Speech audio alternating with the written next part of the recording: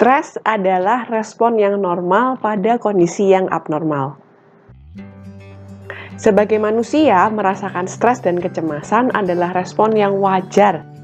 Namun akan menjadi tidak wajar apabila stres tersebut menjadi berkepanjangan dan kemudian menimbulkan gejala-gejala baik secara psikologis maupun secara fisik, yang mungkin teman-teman sering dengar dengan istilah psikosomatis. Sebagai seorang guru, saat kita belum beralih ke distance learning, kita semua bisa berdiri di depan kelas, melihat anak-anak kita dan menolong mereka apabila mereka tidak paham.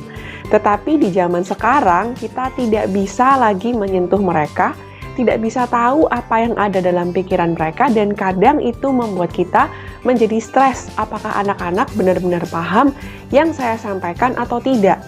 Belum lagi kita ada stres membuat assessment atau tes yang bisa adaptif di kondisi online learning namun tidak ketinggalan tujuan dan kualitasnya. Belum lagi kita harus belajar banyak soal learning management system ataupun tools-tools lain yang kita harus gunakan untuk mengupgrade pelajaran distance learning kita. Pekerjaan administrasi tetap menumpuk, bahkan banyak hal baru dan deadline-deadline yang mungkin kita sedang hadapi. Teman-teman pendidik, apakah Anda ada di dalam salah satu kondisi tersebut? Teman-teman pendidik, stres sebenarnya adalah hal yang dibutuhkan agar kita bisa termotivasi dan berusaha untuk menghadapi tantangan. Bayangkan, tanpa stres di pekerjaan, maka kita akan cenderung santai dan berada pada zona nyaman kita. Apabila ada stres, kita menjadi terdorong untuk melakukan sesuatu atau mencari solusi dari situasi yang kita hadapi. Seringkali kita berusaha untuk menjauhi stres atau justru menghilangkan stres sama sekali, yang sebenarnya hal ini sangat tidak mungkin kita lakukan. Teman-teman, stres adalah bagian dari kehidupan. Pekerjaan apapun pasti mengandung unsur stres. Tugas kita saat ini adalah pertama, sebelum kita bahas bagaimana cara menghadapi stres, yang penting untuk kita tahu adalah memiliki mindset yang benar terhadap stres. Sekali lagi, stres dibutuhkan untuk membuat kita menghadapi tantangan, memotivasi kita untuk menjadi berkembang lebih baik lagi.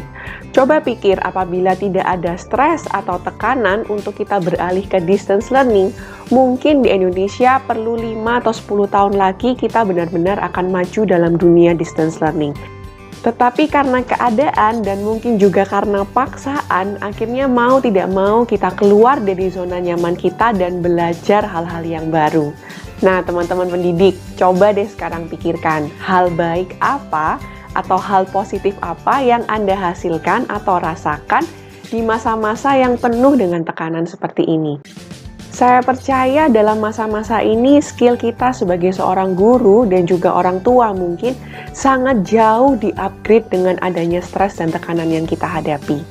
Oleh karena itu teman-teman, share ya di kolom komentar hal positif apa saja yang teman-teman pelajari selama masa pandemik ini. Nah, di episode selanjutnya kita akan bahas secara detail step-step bagaimana kita bisa mengelola stres yang kita hadapi lebih baik. Oleh karena itu, jangan lupa untuk subscribe, like, share, dan nyalakan lonceng notifikasi biar teman-teman nggak ketinggalan episode nomor 2. Semangat mengajar, jangan stres ya!